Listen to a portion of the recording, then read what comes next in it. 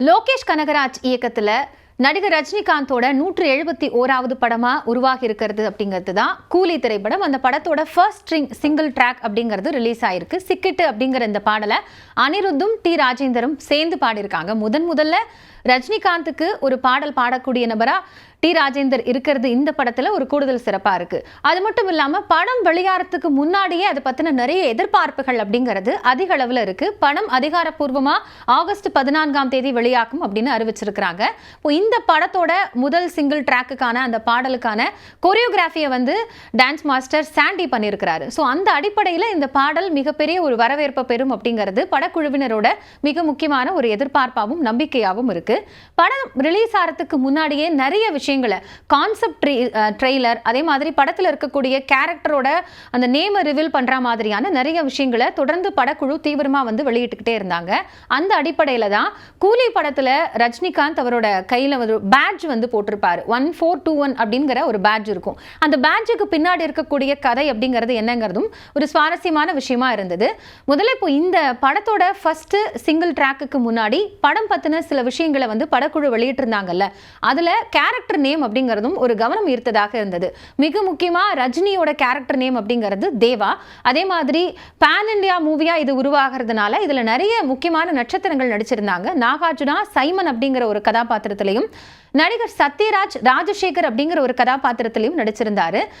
சத்யராஜும் ரஜினியும் கிட்டத்தட்ட 38 ஆண்டுகளுக்கு பிறகு, அதாவது மிஸ்டர் பார்டர் படத்துக்கு பிறகு இணைந்திருக்கக்கூடிய ஒரு படம் அப்படிங்கிறதுனால அவங்க ரெண்டு பேரோட கேரக்டரைசேஷன் எப்படி இருக்கும் அப்படிங்கிற அந்த ஸ்கெட்ச் மேல ஒரு மிகப்பெரிய எதிர்பார்ப்பு உருவாகி இருக்கு அப்படின்னு சொல்லலாம். அது மட்டும் இல்லாம படத்துல ஸ்ருதிஹாசன், அதே மாதிரி கன்னட நடிகர் அப்படின்னு சில முக்கியமான கதாபாத்திரங்கள்ல பல நட்சத்திர பட்டாளங்கள் இந்த படத்துல நடிச்சிருக்கிறாங்க. அது மட்டும் இல்லாம பூஜா ஹெக்டே ஒரு குறிப்பிட்ட பாடலுக்கு நடனம் ஆடுறாங்க.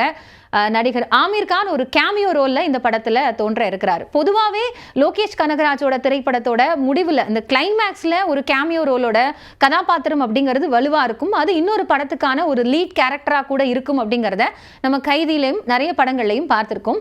ஸோ அவரோட அந்த எல்சியூக்குள்ள இது என்ன மாதிரியான ஃபங்க்ஷனா இருக்க போகுது அப்படிங்கிற ஒரு எதிர்பார்ப்பும் இருக்கு. அது மட்டும் இல்லாம இப்போ இந்த படத்தோட விற்பனை அப்படிங்கிறதுமே மிக முக்கியமான ஒரு பேசு பொருளாக இருந்தது. படம் ரிலீஸுக்கு முன்பாகவே அதனுடைய அந்த டிஸ்ட்ரிபியூஷன் அப்படிங்கிறது நல்லா இருந்தது. அது மட்டும் இல்லாம ஹிந்தியில இந்த படத்தை இதே தலைப்புல வெளியிட முடியாது அப்படிங்கிற ஒரு கருத்தையும் சொல்லியிருந்தாங்க. இதுக்கு முன்னாடி அமிதாப் பச்சன் நடிப்புல 1983லேயே ஹிந்தியில ஒரு படம் வெளியாகி இருந்தது கூலி அப்படிங்கிற தலைப்புல. அதனால அங்க மஜ்தூர் அப்படிங்கிற பேர்ல இந்த படம் ரிலீஸ் ஆகும் அப்படிங்கிறதையும் படக்குழுவினர் அறிவிச்சிருக்காங்க. இப்போ இந்த படத்துல இருக்கக்கூடிய கதை என்னவா இருக்கும் அப்படிங்கறத நம்ம ட்ரெய்லர் மூலமாவே இதுக்கு முன்னாடி நிறைய விஷயங்கள்ல புரிந்து கொள்ள முடியக்கூடிய வகையில தான் அது இருக்கு. ஆனா அதுக்குள்ளேயும் நிறைய ட்விஸ்ட் இருக்கும் அப்படிங்கிறது தான் லோகேஷ் கனகராஜ் வழக்கமா வச்சிருக்கக்கூடிய ஒரு பாணி. அப்படி பார்த்தோம்னா ஒரு தங்க கடத்தல மையப்படுத்தி இருக்கக்கூடிய ஒரு படமா இந்த படம் இருக்கு அப்படிங்கிறது தான் ட்ரெய்லரோட நிறைய காட்சிகள்ல நமக்கு தெரியுது.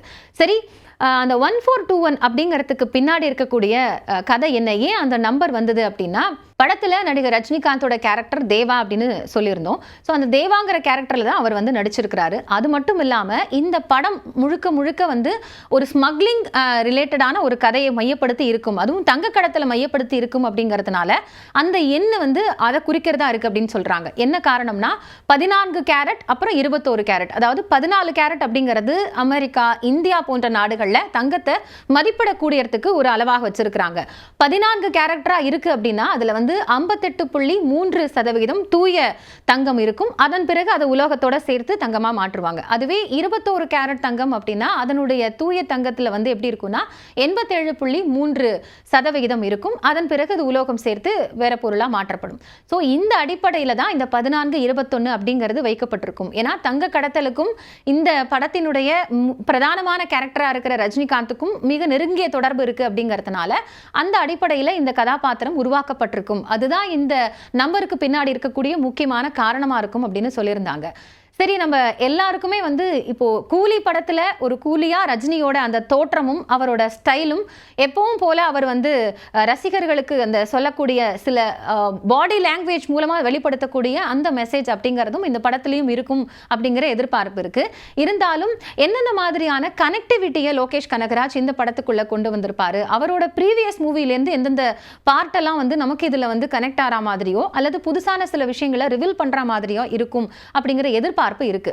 ஆனா நம்ம எவ்வளோ விஷயங்களை வந்து இந்த படத்தை பற்றி பேசியிருந்தாலும் ரஜினியோட கேரக்டர் அப்படிங்கிறது தான் தொடர்ந்து வந்து முதன்மையாக நமக்கு வந்து திரும்ப திரும்ப அந்த படத்தை பார்க்கணும் அப்படிங்கிற ஒரு உணர்வை கொடுக்கலாம். அந்த அடிப்படையில் உங்களுக்கெல்லாம் ஞாபகம் இருக்குமா அப்படின்னு தெரியல, ரஜினிகாந்த் இதுக்கு முன்னாடி இந்த மாதிரி ஒரு பேட்ஜ் கையில் அணிந்து கொண்டு ஏதாவது படத்தில் நடிச்சிருக்காரு. அப்போ அந்த பேட்ஜில் என்னென்ன சொல்லப்பட்டிருந்தது அப்படின்னு நம்ம பார்த்தோம்னா 2 முக்கியமான படங்கள் முதன்மையாக வருது. ஒன்று 1983 வெளிவந்த தீ அப்படிங்கிற படம்.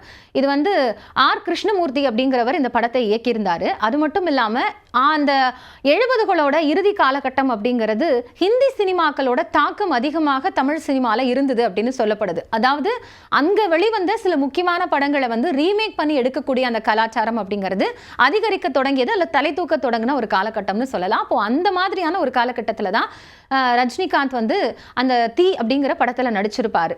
அவங்களுடைய அம்மாவா வந்து சௌகா ஜானகி வந்து நடிச்சிருப்பாங்க. அந்த படத்தோட கதை அப்படிங்கிறது அடிப்படையில் பார்த்தோம்னா ஒரு சாதாரணமாக அண்ணன் தம்பிக்கு இருக்கக்கூடிய அந்த பிரச்சனை, அண்ணனும் தம்பியும் ஒரு விஷயத்தை எப்படி எதிர்கொள்கிறாங்க அப்படிங்கிறது தான் இருக்கும். ஆனால் அந்த படத்தில் ரஜினியோட கேரக்டரும் அவர் கேரி பண்ண அந்த விதமும் வந்து அவருக்கு மிகப்பெரிய ஒரு சப்போர்ட்டிவ் எலமெண்ட்டாக இருந்தது அப்படின்னு சொல்லலாம். ஏன்னா பில்லாக்கு அப்புறம் அவருடைய மார்க்கெட்டில் மிக முக்கியமான ஒரு அச்சீவ்மெண்ட்டை கொடுத்தது அப்படிங்கிறது இந்த படம்.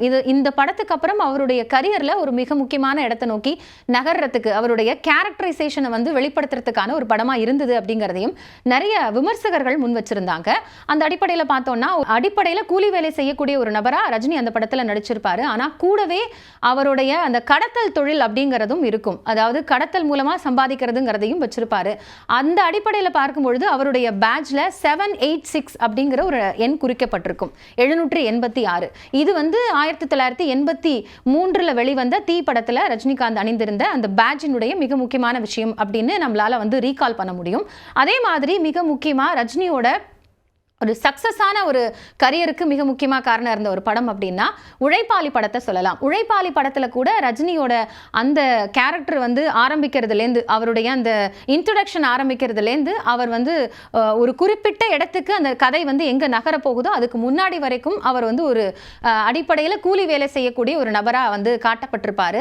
அந்த கதாபாத்திரத்தில் அவர் ஒரு பேட்ஜ் அணிஞ்சிருப்பார். அது வந்து 777 அப்படின்னு குறிக்கப்பட்டிருக்கும். அந்த 777 அப்படிங்கிற அந்த பேட்ஜை வந்து அவர்கிட்ட கொடுக்கும் போதே வந்து அந்த அந்த படத்துல இருக்கக்கூடிய ஒரு கதாபாத்திரம் சொல்றது என்ன அப்படின்னா, அவருடைய முதலாளி வந்து கூலியா இருந்துதான் வந்து இந்த இவ்வளவு பெரிய ஒரு பிரம்மாண்டமான ஒரு விஷயத்தையே உருவாக்குனாரு. அந்த அடிப்படையில் அதே நம்பிக்கையோட இந்த பேட்ஜை வந்து உங்ககிட்ட நான் கொடுக்குறேன் அப்படின்னு சொல்லி தான் அந்த கதாபாத்திரம் ரஜினி கிட்ட அந்த பேட்ஜை கொடுப்பாங்க. ஸோ அடிப்படையில் ஏற்கனவே வந்து 786 777 அப்படிங்கிற ஒரு பேட்ஜ் வந்து ரஜினி கூலியாவே பண்ணி அந்த கதாபாத்திரம் கூலியாகவே இருந்திருக்கு. கூலி அப்படிங்கிற கதாபாத்திரத்திலே வாழ்ந்திருக்கிறாங்க. ஸோ அந்த அடிப்படையில் அவர் பண்ணியிருக்கிறாரு.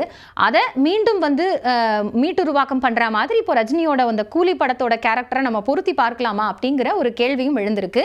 1421 அப்படிங்கிறது வந்து 4 டிஜிட் கொண்டதாக இருக்கிறது. இதுக்கு முன்னாடி வரைக்கும் அந்த 2 படத்துலையுமே 3 டிஜிட் அப்படிங்கிற அந்த பேட்ச் மட்டும்தான் ரஜினியோட கையில் இருக்கும்.